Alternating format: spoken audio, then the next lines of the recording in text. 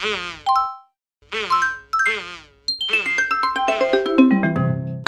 Martin! Hi, sisters! Hello mga bata! Welcome sa videong ito. Ako nga pala si Teacher Jibien. Ngayon ay pag-uusapan natin kung paano nga ba maaaring makinabang ang tao sa inflasyon at paano ito nakakaapekto sa kanilang pang-araw-araw na buhay. Laging tandaan, kahit bata pa kayo ay maigi nang matuto tungkol sa ating ekonomiya.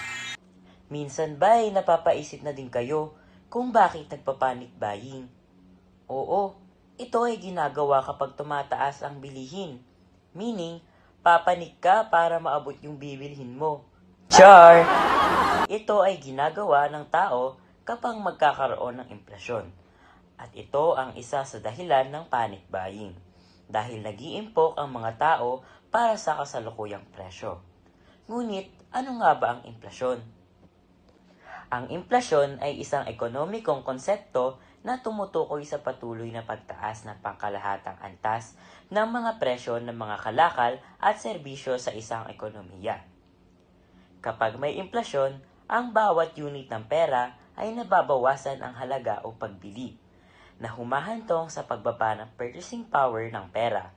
Tapos, nandiyan pa si Judith. Judith! Ngayon, mag-i-interview tayo ng isang mami kung paano nga ba maaaring makinabang ang mga tao kahit may inflasyon. Mami Aileen Dultra. Yung paninda ko kasi naman, ano lang, yung kayang-kaya ng budget nila. Hindi ko siya tinutubuan ng malaki pero sulit naman. Kaya yung minsan, imbis na bibili pa sila, bumibili na lang sila sa akin, order na lang sila, ganun. So, malaking tulong na sa kanila yun. Kasi kung bibili ka, magluluto ka ng isang ingredients na, bibili sila iba't ibang ingredients, di ba? Samantalang dun sa samantalang dun sa product ko, kung bibili sila sa labas na worth 100 sa akin, halos 1/4 lang ang presyo niya. At paano naman po nakakaapekto sa inyo ang inflasyon sa inyong pang-araw-araw na buhay? Sobrang taas sa mga bilihin. Naramdaman ko, parang ang hirap mong i-budget. Mahirap i-budget yung sa pang-araw-araw kung tutusin. Pero at the same time, gumagawa na lang kami ng paraan kung paano namin mapagkakasya na lang. Kasi wala naman tayong magagawa dahil ganun na talaga yung bilihin. Salamat, Mami Aileen. Oh, narinig niyo ba yon? Kaya kung iisipin nating puro lang hindi maganda ang dulot ng inflasyon, ay nagkakamali kayo. Dahil may maganda din itong naidudulot katulad nga ng sinabi ni Mami Aileen. Teacher Jibien, mga tao lang po yung nakikinabang. Paano po yung mga nagtitinda? O salamat sa pagtanong. Narito naman si Mami Luz Dasilio, nagtitinda sa palengke upang sagutin ang tanong na paano nga ba maaaring makinabang ang mga tao kahit may inflasyon? Mami Luz.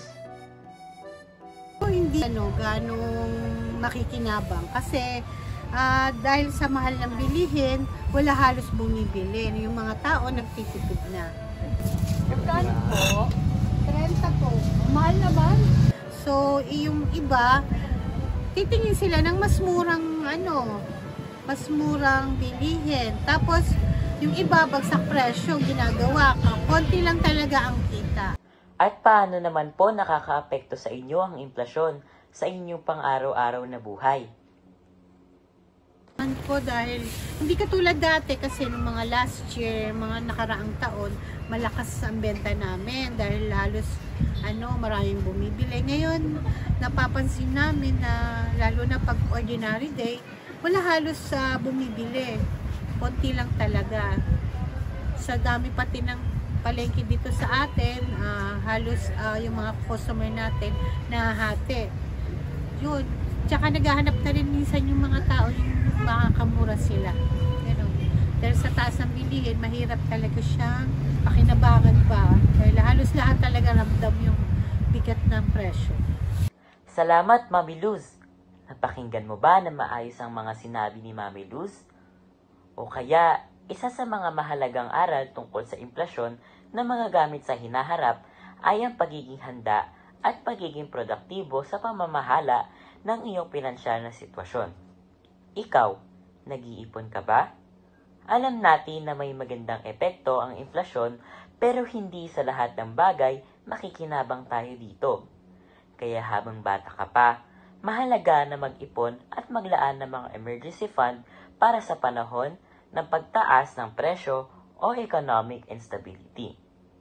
Mahalaga rin na magtakda ng budget at magplano para sa mga pang-araw-araw na gastusin upang matiyak na hindi ka maapektuhan ng mga pagbabagong pang-ekonomiya. Sana marami kayong natutunan sa videong ito. Pero bago iyon, paparinig ko muna sa inyo ang kwento ni Juan at ni Pedro. Pare, bakit ang bilis ng pagtaas ng presyo ng bilihin ngayon? Kasi Juan, parang love life mo sobrang unstable. Bakit naman? Kasi tuwing tataas ang presyo, bilang naglalabasan ng mga bagong gusto na kailangan ko daw para maging masaya. Sige na nga. Pero ang inflasyon talaga, parang love life mo rin. Alam mo kung bakit? Bakit naman? Kasi walang kasiguraduhan. Ha! Corny mo, Kines! Excuse me, bro. You're excused. And I'm not your bra.